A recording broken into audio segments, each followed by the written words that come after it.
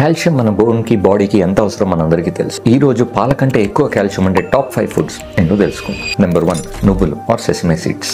8 రెట్లు కాల్షియం ఎక్కువ ఉంటుందండి పాల కంటే. In addition magnesium, manganese, zinc and iron content చాలా ఎక్కువ ఉంటుంది. సెసమిన్ అనే ఒక కాంపౌండ్ ఉంటుందండి, అది మన జాయింట్స్ లో ఉండే కార్టిలేజ్ కి చాలా యూస్ఫుల్. సో ఆర్థరైటిస్ అండ్ నొప్పులతో బాధపడే వాళ్ళకి ఇది చాలా రిలీఫ్ ఇస్తుంది.